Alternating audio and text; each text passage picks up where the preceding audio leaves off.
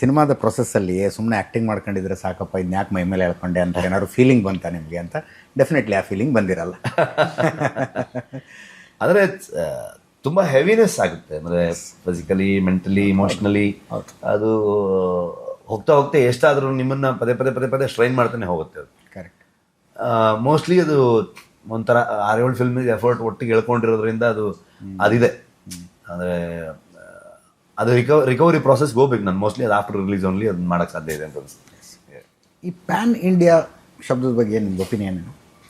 ಇವತ್ತಿಗತೆಯಲ್ಲ ಏನಿಲ್ಲ ಅನ್ಸುತ್ತೆ. ಅಂದರೆ ಬೇರೆ ಬೇರೆ ಭಾಷೆಯಲ್ಲಿ ಸಿನಿಮಾ ಬರುವಂಥದ್ದು, ಯಾವ ಕಥೆಯನ್ನು ಬೇಕಾದ್ರೆ ತೊಗೊಂಡು ಬಂದು ಜನರಿಗೆ ಇಷ್ಟ ಆಗೋ ಥರ ಇದ್ದರೆ ಅದನ್ನು ಜನರಿಗೆ ತೊಗೊಂಡು ಹೋಗ್ತಾರೆ. ಐ ಥಿಂಕ್ ಎಕ್ಸಾಂಪಲ್ ಮೊನ್ನೆ ಸೂಫ್ರಮ್ ಸೋನು ಕೂಡ ಅದೇ ಥರದಲ್ಲಿ ಎಲ್ಲ ಭಾಷೆಗೂ ಹೋಯಿತು. ಮತ್ತು ಬೇರೆ ಬೇರೆ ಭಾಗದಲ್ಲಿ ಕನ್ನಡದಲ್ಲೇ ನೋಡಿದ್ರು, ದೇಶ ವಿದೇಶದಲ್ಲಿ ಬೇರೆ ಬೇರೆ ಲ್ಯಾಂಗ್ವೇಜಲ್ಲೂ ಕೂಡ ಕನ್ನಡದಲ್ಲೇ ನೋಡಿದ್ರು.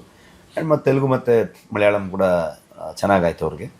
ಸೊ ಆ ಥರದಲ್ಲಿ ಇವತ್ತು ಪ್ಯಾನ್ ಇಂಡಿಯಾ ಅನ್ನೋದೇನಿಲ್ಲ. ಇವತ್ತು ಇಂಡಿಯನ್ ಸಿನಿಮಾ ಆಗ್ಬಿಟ್ಟಿದೆ. ಇಂಡಿಯನ್ ಸಿನಿಮಾದಲ್ಲಿ ಕನ್ನಡ ಭಾಷೆದು ಡಬ್ ಆಗ್ತಿದೆ, ತೆಲುಗು ಭಾಷೆ ಡಬ್ ಆಗ್ತಿದೆ, ತಮಿಳು ಭಾಷೆ ಡಬ್ ಆಗ್ತಿದೆ, ಹಿಂದಿ ಭಾಷೆ ಸಿನಿಮಾ ಡಬ್ ಆಗ್ತಿದೆ ಅನ್ನೋ ಕಾನ್ಸೆಪ್ಟ್ ಬಂದಿದೆ. ಬಿಟ್ಟರೆ ಅದನ್ನ ಆ ಬ್ಯಾರಿಯರ್ ಜನರೇ ತೆಗ್ಬಿಟ್ಟಿದ್ದಾರೆ. ಹಾಕಿರೋ ದುಡ್ಡಷ್ಟು OTT ರೈಟ್ಸ್ ಎಲ್ಲ ಬಂದ್ಬಿಡ್ತು ಅಂತ.